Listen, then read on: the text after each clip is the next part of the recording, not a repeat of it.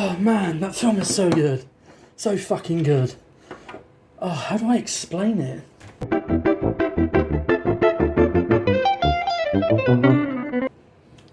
don't know how to explain it. Hi guys, I'm back and today I'm reviewing Chuck Steel! Renegade, loose cannon, lone wolf, cop on the edge, finds himself in a world of pain. Yeah. Night of the Trampires. I'm going to try and give you a brief summary. Chuck Steel, I work alone. And he works alone. I work alone. Is a cop haunted by the past where his wife died having been dropped from a helicopter by a ninja warrior. Asians. Still doesn't want to work with anyone, and it seems to be everyone who he's partnered with dies. And in an ever woke environment, getting woker, Steele is the only one who is the outlier, standing out against the self-righteous and the overt politically correct. And aside from the in-office politics and ever-shifting tides of idealisms, he has to end up coming across and fighting off Trampires. Basically, tramps who are vampires and survive by drinking the blood of people who are truly off their tits.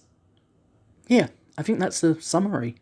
Mike Mort has been on my...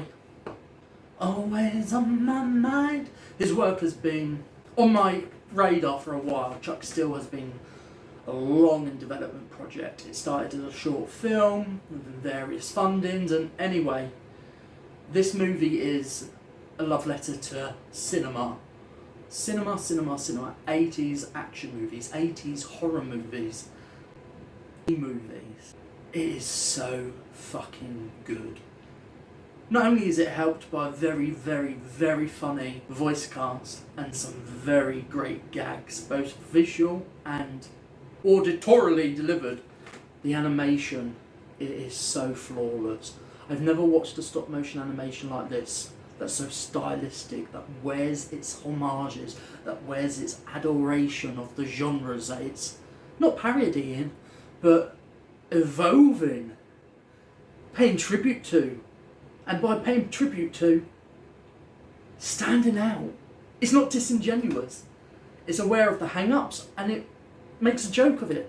But none of this is disingenuous. Mike Mort loves cinema, he loves action cinema, and he loves animation, and it's proof in the designs, in the sets, in the puppets, in the characters.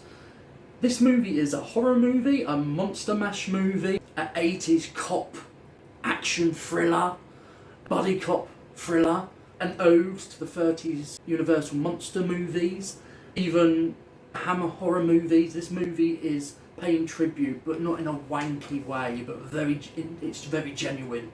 It's very, I love this stuff, and I'm not going to mock it or mimic it. I'm just going to do what I want to do of the means that this genre and these eras give me. Mike Mort is a genius.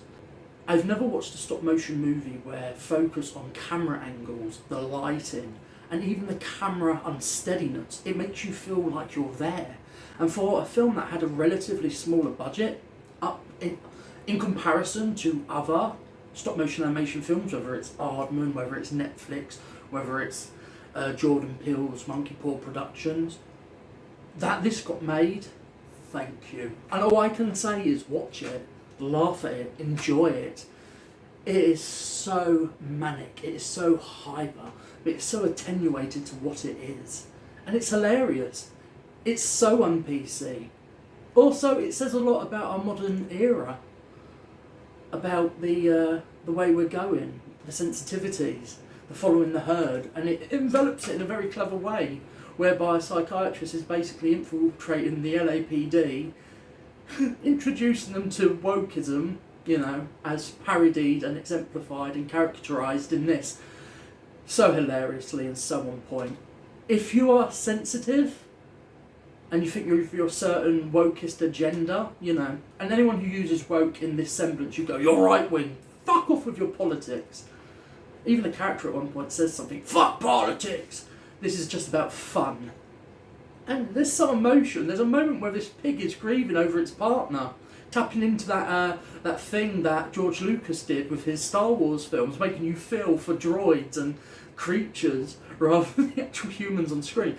Perfect sound design, amazing score. At the beginning, I really felt it was a very Joel Schumacher-y introduction. Had that Batman Forever feel with the panning of and the shots and the angles and the lighting, and the score had that real Batman Forever flavour. I don't know if that's deliberate, but through to the 70s, 80s, 90s, even way back to the 30s and early 60s, every horror movie, action movie is paid tribute to in this movie.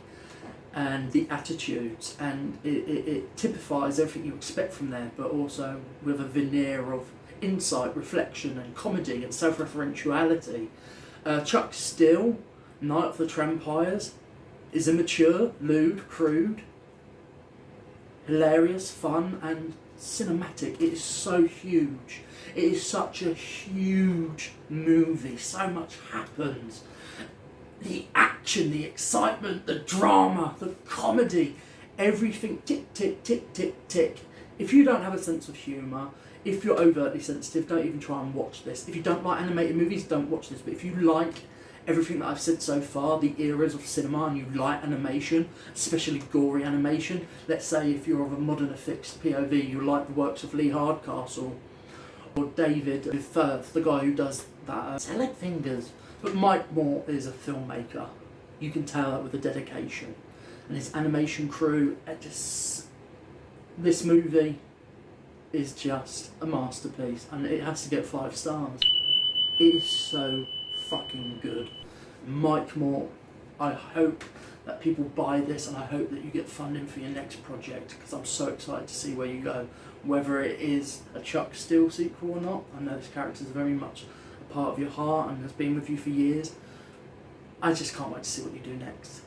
Anyway, remember to like, share and subscribe to Articulate Warbling podcast, and buy Chuck Still. It's available on Amazon, HMV, anywhere where you get your DVDs or Blu-rays, but get it on Blu-ray because it looks so fucking good on a HD television, and it's got a whole host of special features that really ticks the boxes for, you know, physical media junkies like me.